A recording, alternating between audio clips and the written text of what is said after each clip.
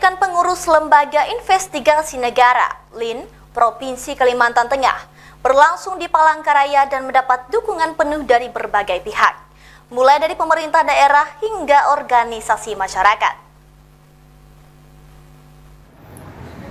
Pelantikan pengurus LIN Provinsi Kalimantan Tengah digelar di Palangkaraya dan dihadiri unsur pemerintah, pengurus pusat LIN, serta tokoh organisasi masyarakat. Sahli KSDM Hamka menyampaikan bahwa pemerintah daerah sangat mendukung kehadiran LIN sebagai lembaga independen yang dapat menjadi mitra pemerintah dalam melakukan kontrol sosial. Ia menegaskan bahwa keberadaan lembaga tersebut diharapkan mampu membantu memperkuat pelaksanaan visi dan misi pemerintah daerah.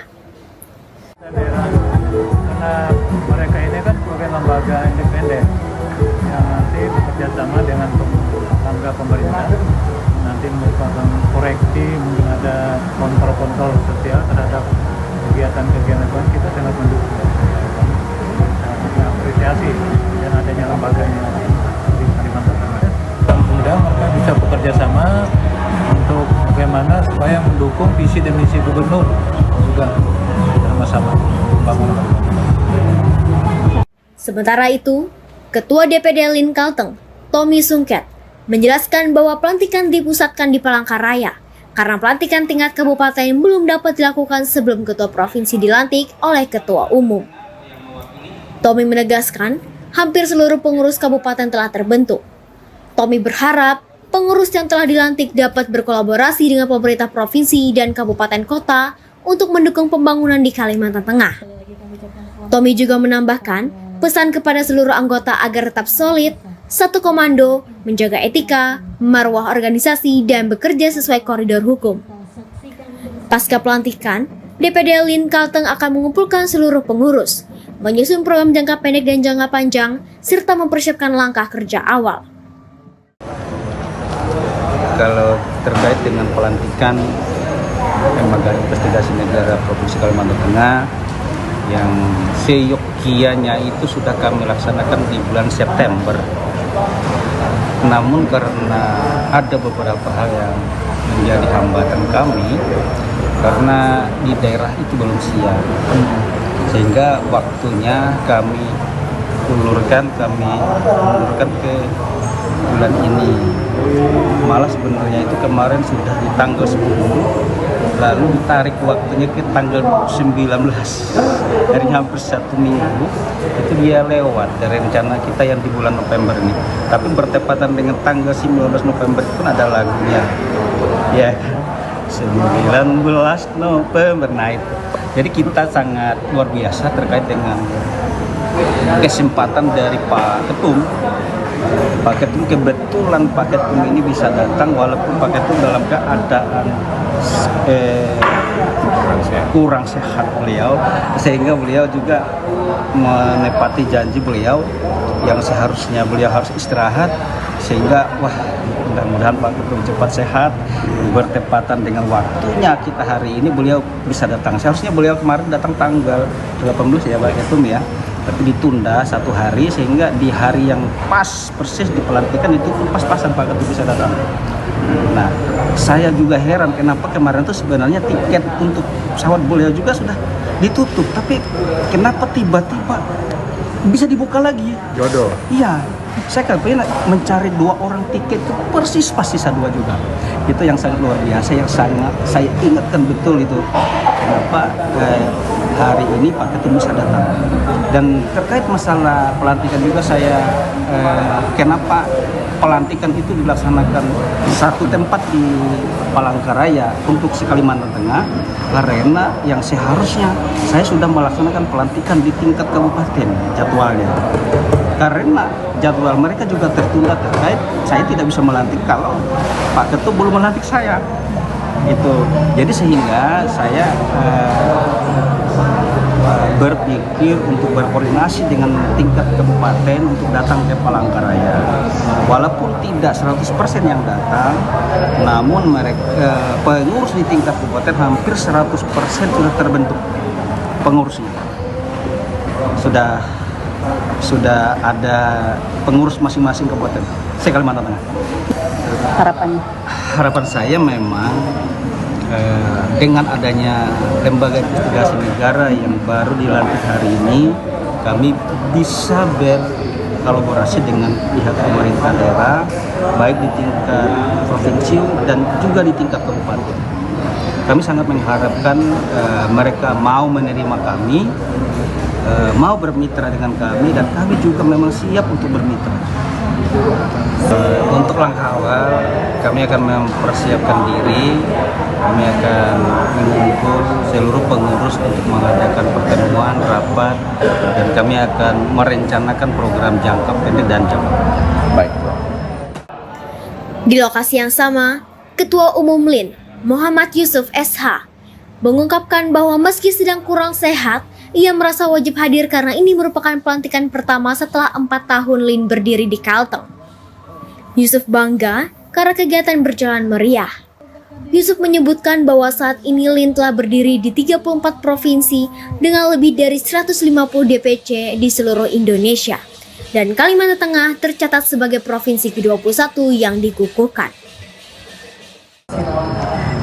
Mungkin untuk Pak Ketum boleh ya.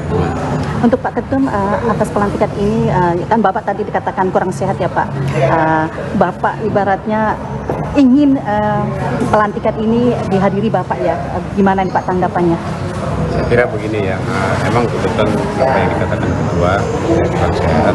Cuman karena saya tahu bahwa di Kalimantan Tengah ini dari 4 ketua dari 4 ini, Pak Tommy kan yang keempat. Ya, LIN Kalimantan Tengah berdiri kan tahun 2021. Jadi udah 4 tahun di sini. Ini belum pernah diadakan pelantikan. Jadi walaupun bagaimana saya harus hadir karena demi kepentingan LIN dan untuk supaya teman-teman juga jangan sampai kecewa pada saya sebagai pimpinan. Intinya alhamdulillah saya ini sembuh hari ini, jadi sehatlah gitu. Jadi akhirnya saya bisa melaksanakan memenuhi apa yang diminta oleh Ketua Pengurus Sungket, dan alhamdulillah cukup meriah pelantikan ini. Saya sangat bangga sebagai Ketua. Sebagai informasi Bapak, LIN yang saat ini telah berdiri di Kalimantan Tengah, LIN Kalimantan Tengah sebagai LIN yang keberapa Bapak untuk seluruh provinsi di Indonesia Bapak? Itu Kalimantan Tengah, tapi semuanya sih sudah 34 provinsi. Sudah 34 provinsi, cuman ini mungkin kemungkinan yang keberapa saya Yang kedua lupa ya. Kedua satu Pak. Ya? Ke-21. Oh, ke-21 ya, Baik. mungkin saya kurang ingat. Baik, Bapak. Jadi intinya kita sudah 34 provinsi, semua kan 38 provinsi ya se-Indonesia. Yang belum itu hanya dua Baik. provinsi, itu pun sudah dimandatkan. Yang lainnya, yang duanya saya nonaktifkan. Baik. Sebenarnya seluruhnya sudah ada 38 provinsi. Baik. Dan untuk DPC itu sekitar 150 DPC se-Indonesia. Baik. Itu lebih lah 150. Baik. Pesan-pesannya nih Pak, untuk pesan-pesannya untuk para pengurus Dewan LIN yang ada Provinsi Kalimantan yang sudah dilantik ini Pak, pesan-pesannya dan harapannya Pak. Kalau pesan-pesan saya untuk LIN, terutama khususnya untuk LIN Provinsi Kalimantan Tengah, DPC Kalimantan Tengah, tetap solid ya, tetap satu komando, tetap jaga marwah LIN itu sendiri, jaga etika ya, itu karena dan tetap dalam menjalankan tugas dalam koridor hukum ya, tidak boleh melanggar hukum, itu SOP-nya seperti itu. Sementara itu, Ketua Umum Asosiasi Bawi Dayak Budaya dan Wisata Kalteng, Hajah Mulyadina M. Lewis, menyampaikan apresiasi kepada media dan menjelaskan bahwa kehadiran LIN mendapatkan sambutan positif masyarakat.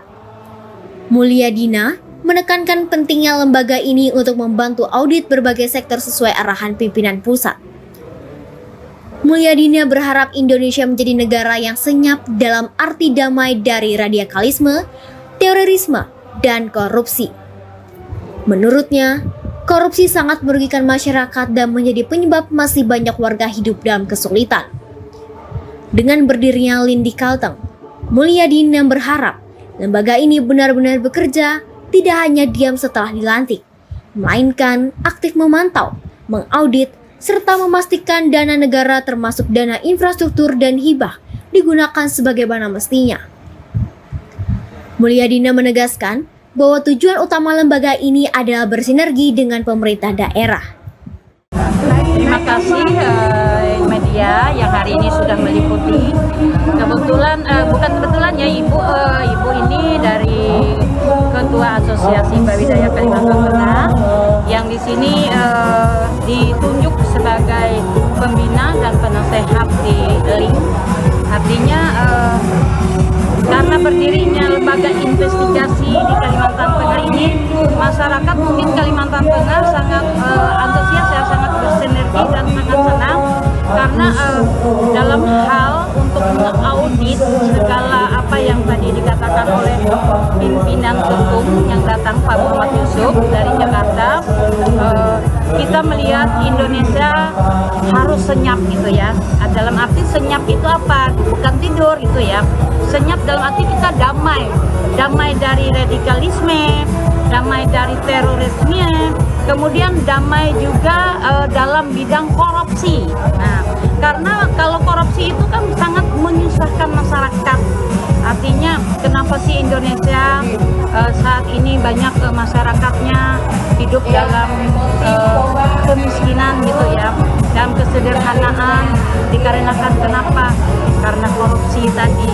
Nah, artinya apa yang dikatakan oleh pimpinan ketum, Indonesia kedepannya harus menjadi orang kaya di negara sendiri, harus menjadi orang yang cinta damai dan cinta kepada NKRI.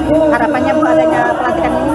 Harapan kita dengan adanya pelantikan LINK, kedepannya LINK ini jangan diam gitu loh. Begitu dilantik, langsung dilantik dikukuh aja, tapi harus bergerak mengaudit apa yang ada di setiap bagian keuangan yang ditimpa oleh diberikan kepercayaan oleh negara.